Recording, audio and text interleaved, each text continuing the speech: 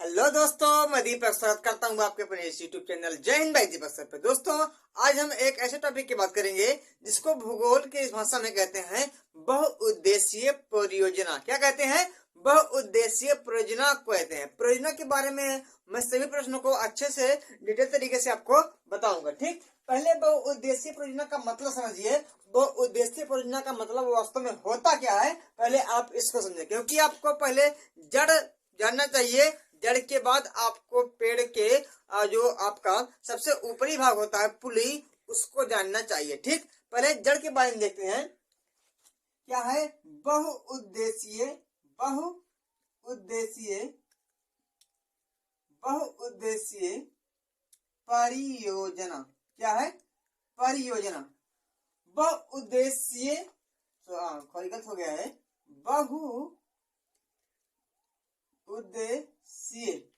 बहुउद्देशीय परियोजना ये क्या होता है? बहुउद्देशीय परियोजना ऐसी परियोजनाएं होती हैं जिनको बनाने का मेरा या हमारा बहुत सारा उद्देश्य होता है, बहुत सारा मतलब होता है, बहुत सारा अर्थ होता है। उसे ही हम कहते हैं बहुउद्देशीय परियोजनाएं। ठीक, इस बहुउद्देशीय परियोजना की बात की जाए तो इस बहुउद्देशीय परियोजनाएं यह नदियों में बनाई जाती है। क्या?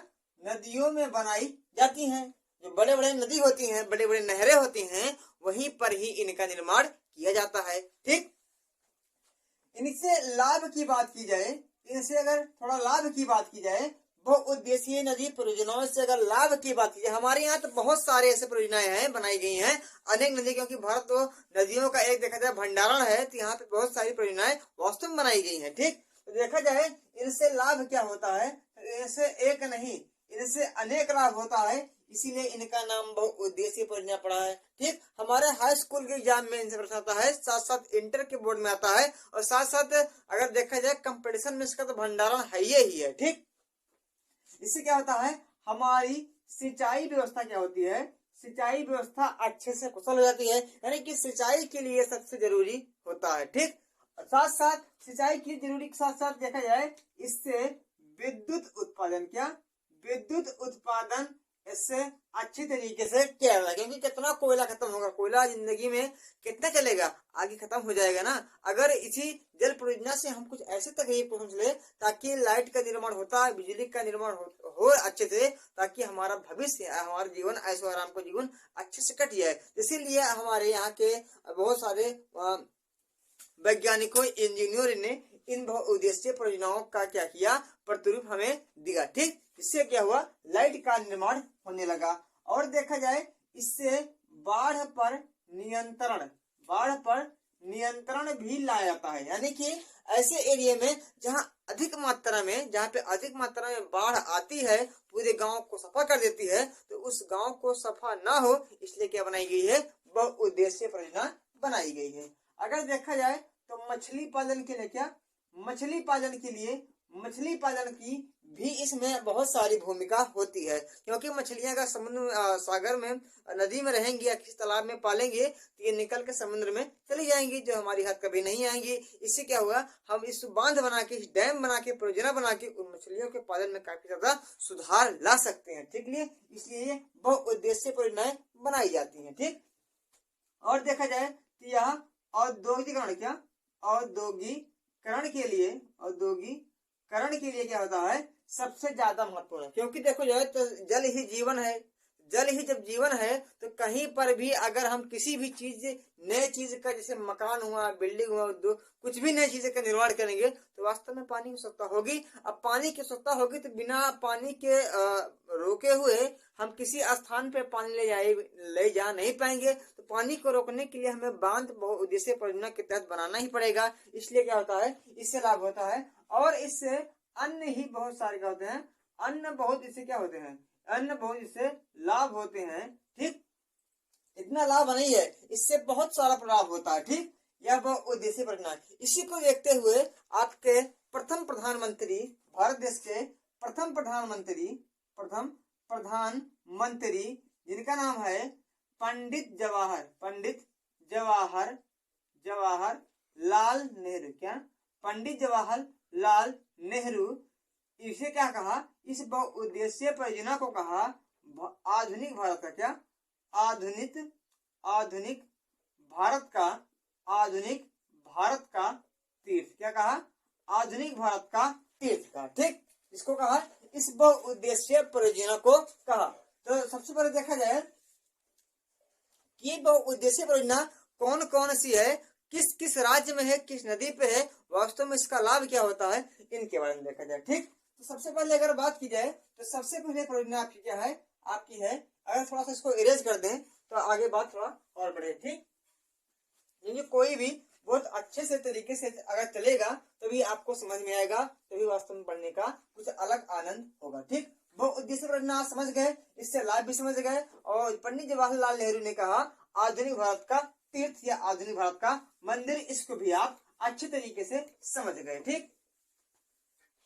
हम क्या पढ़ेंगे अब जो आपके देश में मुख्य है, बस उन्हीं के बारे में हम चर्चा करेंगे। ठीक, तो सबसे पहले अगर बात की जाए तो सबसे पहले आपका है दामोदर दामोदर घाटी, दामोदर घाटी नदी परियोजना। क्या, दामोदर घाटी नदी परियोजना।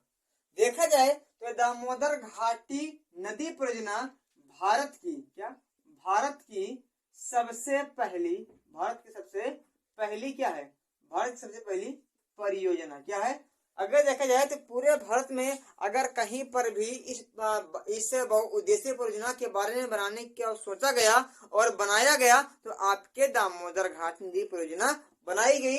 कहाँ बना, क्या है, सबसे पहले है तो नदी पे किस है, तो यह आपके दामोदर नदी, क्या, दामोदर नदी पर ही बनाई गई है। और कहाँ बनाई गई है, किस स्थान में बनाई गई है, तो आपका स्थान है झारखंड। क्या, झारखंड में यह परियोजना बनाई गई है।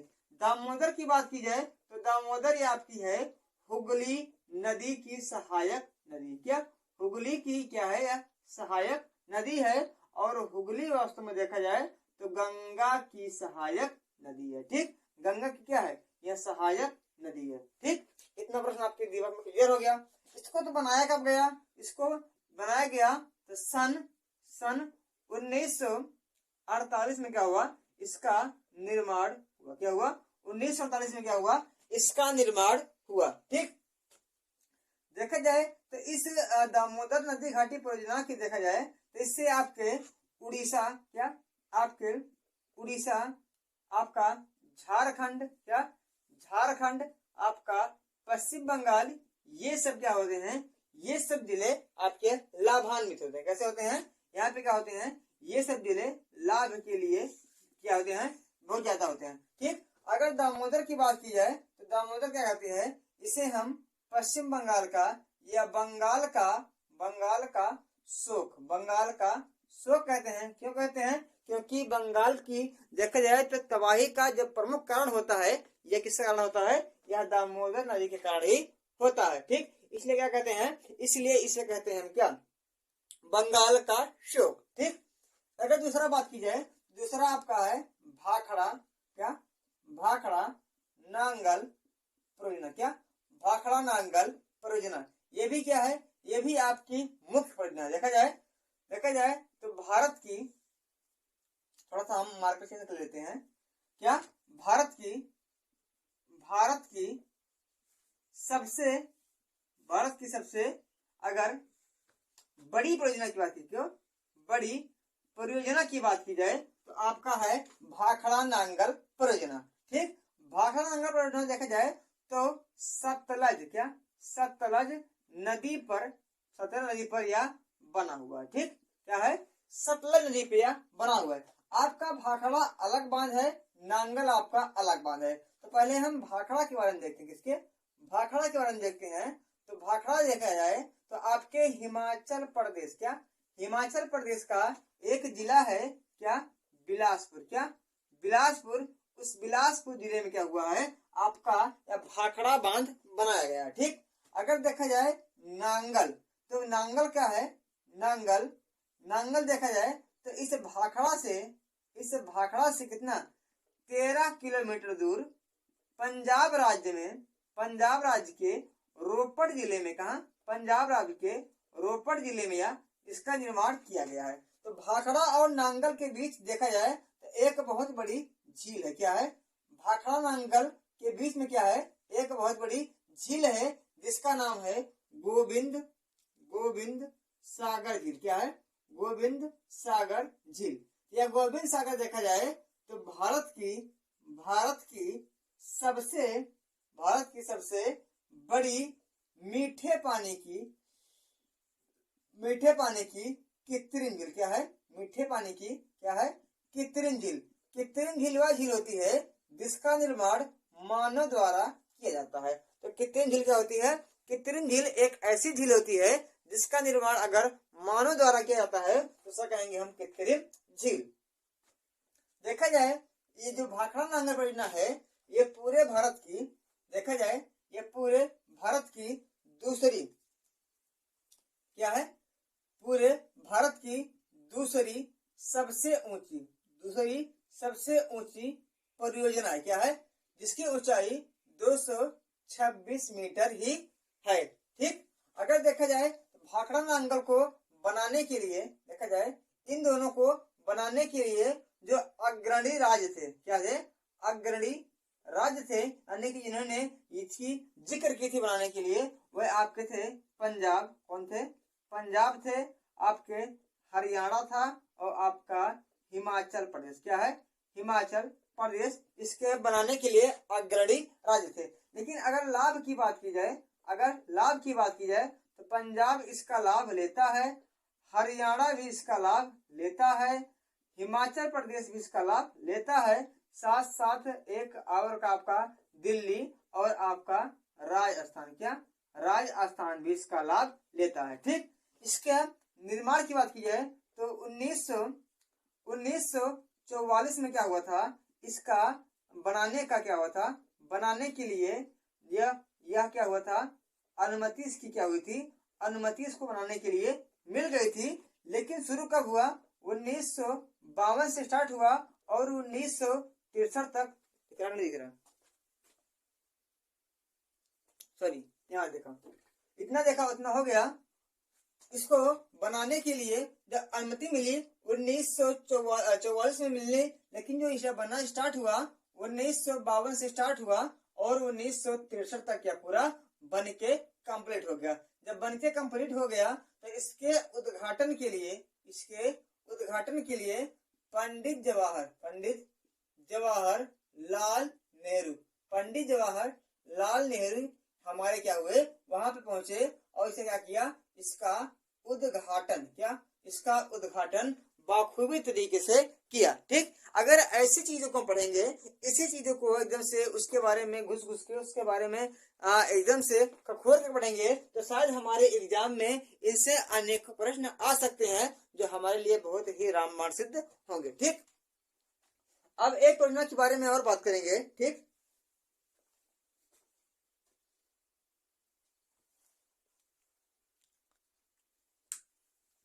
जिसको इसका स्क्रीनशॉट अगर लेना चाहते हो कोई तो इसका स्क्रीनशॉट ले सकते हैं। ठीक, बाकी इसको क्या कर रहे हैं? हम इरेज कर रहे हैं।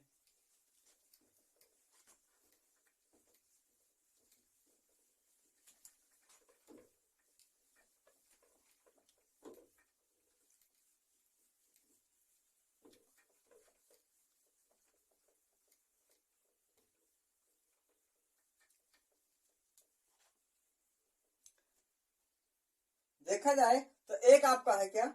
एक आपका है तुंगभद्रा। क्या है? क्या है आपका? एक है आपका तुंगभद्रा। क्या है? तुंगभद्रा। क्या है आपका? एक नहीं, सॉरी क्या है आपका? एक है आपका रिहंद। क्या है? रिहंद परियोजना। क्या है?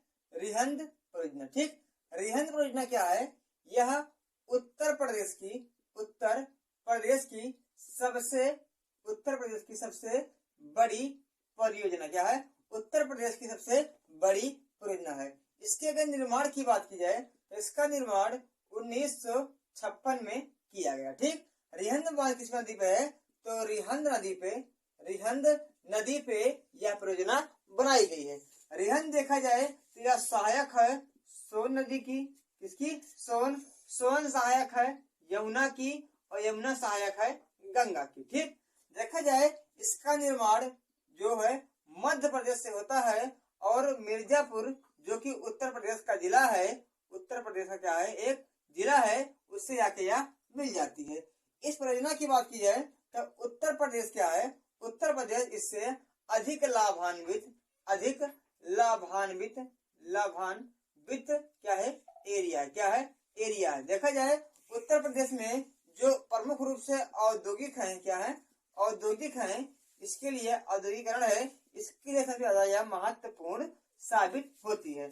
उत्तर प्रदेश में क्या है तो देखा जाए जो चुर्क है, क्या चुर्क सीमेंट के लिए फेमस है। इस सीमेंट के लिए यह परियोजना अधिक मात्रा में उपजाऊ है। ठीक, देखा जाए आपका जो नैनी है यह टायर ट्यूब के लिए, किसके टायर ट्यूब के लिए बहुत ज्यादा फेमस है। आपको देखा जाए एक आपका है टायर ट्यूब के लिए, उसके बाद एक आपका रेणुकूट, क्या रेणुकूट है जो कि एल्यूमिनियम के लिए प्रसिद्ध है, उसके लिए है। आपका देखा जाए एक है मैनपुरी कह रहा हूँ, ऐसे ऐसे 3-4 ऐसे एरिया हैं जिसके लिए यह परियोजना बहुत ज्यादा रामबाण सिद्ध होती है। ठीक, अब बात करेंगे इसकी तुंगभद्रा, किसकी तुंगभद्रा की बात की जाए, तुंगभद्रा परियोजना की बात की जाए तो यह कैसी होगी। ठीक, तुंगभद्रा देखा जाए तो यह तुंगभद्रा नदी पे है, तुंगभद्रा नदी पे है जो कि क्या है कृष्णा की क्या है सहायक, क्या कृष्णा की सहायक नदी है। कृष्णा देखा जाए तो दक्षिण भारत की क्या है यह सेकेंड सबसे लंबी नदी, क्या है सबसे लंबी नदी है। ठीक, देखा जाए तो इसको बनाने के लिए कर्नाटक राज्य और आंध्र प्रदेश राज्य ने दोनों ने मिलकर क्या किया, सरकार से गुजारिश की, जिससे क्या हुआ इस बांध परियोजना का निर्माण हुआ। ठीक, इसमें देखा जाए तो कर्नाटक का जो जिला है एक का नाम है आपका रायचूर, क्या नाम है एक का नाम है रायचूर, एक का नाम है बेल्लारी। यहाँ पे क्या होता है इससे सिंचाई का काम अधिक मात्रा में होता है। और आंध्रा की बात की जाए तो आंध्रा के 3 जिले, एक का नाम है आनंदपुर, एक का नाम है कडप्पा और एक का नाम है आपका एक का नाम है 3 ऐसे राज्य हैं जिससे क्या होता है अधिक मात्रा में इसका सिंचाई की जाती है। इस पे क्या है 3 प्रमुख रूप से विद्युत केंद्र हैं, एक का नाम है आपका मुनीराबाद, क्या नाम है मुनीराबाद, एक का नाम आपका हम्पी, क्या नाम है हम्पी, एक का नाम है आपका हासपेट। ये 3 क्या है 3 आपके विद्युत गिरी, क्या है 3 आपके विद्युत गिरी हैं, जिससे क्या होता है अधिक मात्रा में 108 मेगावाट की लाइट उत्पन्न की जाती है। इसके निर्माण की बात की जाए, इसका निर्माण 1966 ईस्वी में किया गया था। ठीक, तुंगभद्रा किस राज्य में है आप पता हो गया, लाभान्वित पता हो गए। ठीक, इस सबसे क्या होता है, इस सबसे इन सभी को देखा जाए तो एक अग्रणी राज्य के रूप में उत्थान करने का या उत्पादित करने के लिए क्या होता है यह तुंगभद्रा नदी परियोजना बहुत ही ज्यादा महत्वपूर्ण साबित होती है। अगर इस तरीके से चीजों को पढ़ेंगे एकदम खखोर के उनके बारे में एक एक टॉपिक को पढ़ेंगे तो शायद हमारा एग्जाम अच्छे से क्वालिफाई हो सकता है। ठीक, बस आज के लिए इतना काफी। जय हिंद, जय भारत।